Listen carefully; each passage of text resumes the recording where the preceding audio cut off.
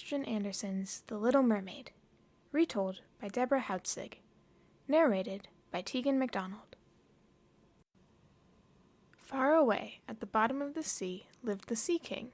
He lived with his old mother and his 6 mermaid daughters. The youngest was the most lovely of all. Her skin was like a rose, her eyes were deep blue, and she had the most beautiful singing voice on land or sea. Like all mermaids, the little mermaid had no legs. Her body ended in a fish's tail. The mermaids had a wonderful life.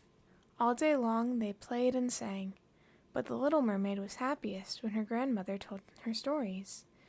She told all about the world of humans above the sea. "When you are 15, you can swim up and see it for yourself," the grandmother said. The little mermaid could hardly wait. At night she stood by her window and gazed through the water.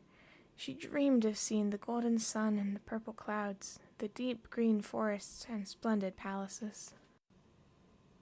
At last the little mermaid turned 15. Her grandmother gave her a long string of pearls to wear. The little mermaid kissed her grandmother goodbye. "Come back soon," said the grandmother. "I will," said the little mermaid, and she swam up through the water, swift and clear as a bubble. The little mermaid put her head up out of the sea. In front of her was a big ship. She swam to the window to look inside. She saw a big party with many people. The handsomest of all was a young prince. She could not take her eyes off of him. Instantly there was a loud clap of thunder. Lightning filled the sky, and the seas began to rise. A terrible storm raged. The waves slapped the prince's ship harder and harder, until the great ship broke apart. The little mermaid saw the prince fall into the sea. "The prince will drown," she cried. "I must save him." The little mermaid went diving down to look for him. The little mermaid found the prince. She swam up through the water with him. She held his head above the sea and took him to shore. She gently put the prince on the sand and kissed his forehead. Then the little mermaid swam and hid behind a large rock. "I cannot leave him until someone comes to help him," the little mermaid vowed. Soon a pretty girl came along the beach. She had deep blue eyes. The prince woke up and smiled at the girl. He didn't smile at the little mermaid. He did not know that it was the little mermaid who had saved his life. He did not know she even existed. The girl led the prince away. The little mermaid felt so sad to see him go. She swam back home full of sorrow. Days and weeks went by, but the little mermaid did not feel better. She could only think about the prince. She missed him so much. She found out where he lived. The prince lived in a wonderful white palace by the sea. Many nights the little mermaid swam near the palace. She swam so close. She could see the prince looking out his window at the sea. How she longed to be near him once again. The little mermaid loved the world above the sea more and more. "Grandmother," she asked one day, "can people live forever?" "No," said her grandmother. "People die as we do. But when mermaids die, we become foam on the water. Humans have a soul that lives forever." "Could I get a human soul?" asked the little mermaid. Her grandmother said, "Only if a human loved you with all his heart and married you. Then his soul would flow into your body. He would give you a soul and still keep his own." That night the little mermaid could not sleep. "I must win the prince's love and marry him," cried the little mermaid. "Then I will have a soul that will live forever. Maybe the sea witch can help me." The sea witch lived in a house made of the bones of drowned sailors. Hundreds of sea snakes filled the garden. When the witch saw the little mermaid, she said, "I know what you want. A pair of human legs. Then you can walk on land and win the love of the prince." The little mermaid nodded eagerly. "You will be sorry," said the witch, "but I will grant your wish. I will make a magic drink for you. You must swim to land and drink it. Then your tail will split in two, and you will have human legs. It will hurt terribly when you walk. Are you ready for that?" "Yes," said the mermaid. "I am."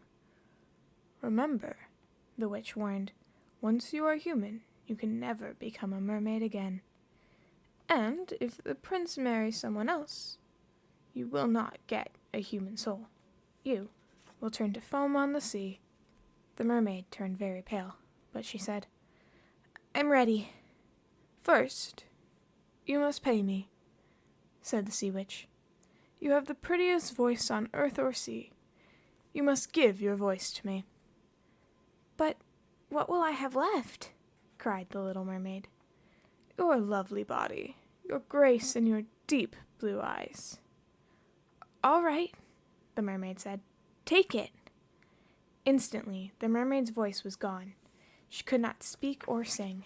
The witch gave the little mermaid her magic drink. The mermaid swam to shore. She sat on the steps of the prince's palace and drank the magic brew. The next thing she knew, the little mermaid woke up.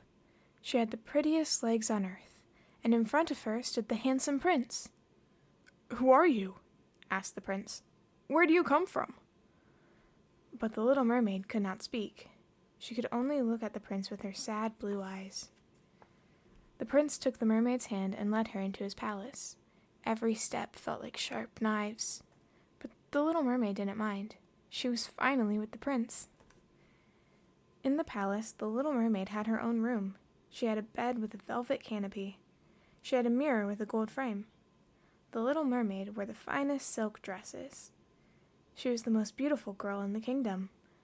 But she could not speak or sing. Her beautiful voice was gone. The prince gave many parties. One night, a group of lovely girls sang for the mermaid, the prince, and the royal family. The prince clapped his hands in delight. This made the mermaid so sad. "I sang more beautifully than anyone," she thought. "If only the prince knew I gave away my voice to be with him." Next, the lovely girls danced. The little mermaid rose up on her toes. She danced as lightly as a bubble. She looked more lovely with every step. Everyone was enchanted, the prince most of all. The little mermaid danced and danced, though it hurt her feet terribly. "You must never leave me," said the prince. "Never." The mermaid spent all of her days with the prince. They did everything together. They had picnics on the beach. They went riding on royal horses in the deep green woods. They climbed up mountains and looked at the clouds. The little mermaid's feet ached, but she didn't care. She was happy to be with the prince. And day by day, the prince loved the mermaid more and more. "You remind me of a young girl with deep blue eyes who saved my life," said the prince. "She's the only girl I can ever love." The little mermaid thought, "Oh, how I wish I could tell him it was me. I saved his life." She felt so sad she thought her heart would break. Then one day, the prince had news. "My parents want me to marry the princess in the next kingdom. I must visit the princess. But I know I can't love her. She is not like the girl who saved me as you are." He kissed the little mermaid. Then they got on the royal ship and sailed off to the next kingdom. At last they arrived and stepped off the ship. There was the princess. She had deep blue eyes, just like the little mermaid. "It's you!" cried the prince. "You rescued me when I was lying on the shore." He held his bride in his arms. The prince said to the little mermaid, "My wish has come true. I found the girl who saved me. I know you will be happy for me, because I know you love me." The mermaid felt her heart breaking, but she kissed the prince's hand.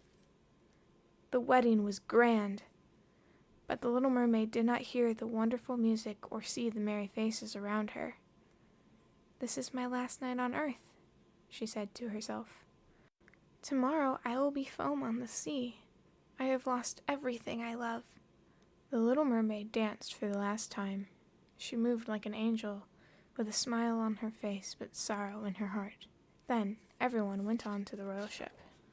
Late that night, the mermaid's sisters rose out of the sea. "Little sister," they cried, "the sea witch gave us a knife. You must kill the prince. When his blood splashes on you, your tail will grow back. You can live under the sea again." The little mermaid's eyes opened wide. Her sisters cried, "You or the prince must die." Kill him and come back to us. Hurry!" The little mermaid tiptoed into the prince's room. He was fast asleep with his bride. How happy they looked together. The little mermaid held up the knife and looked at the prince she loved. Then she turned and threw the knife into the sea. The waters turned black where the knife fell. The little mermaid jumped into the sea. But the little mermaid didn't turn into sea foam. She rose up into the air. All around her were hundreds of lovely floating children. "Who are you?" asked the little mermaid. She had a new voice. It was more beautiful than any music. "We are the children of the air," said the others. "Now you are one of us. There are many ways to win a soul. We have souls because of the good deeds we've done. You loved the prince so much that you gave your life for him. Your soul will live forever." The little mermaid looked down at the ship one last time. She floated down, invisible as the wind, and kissed the prince and his bride. Then she flew off into the sky.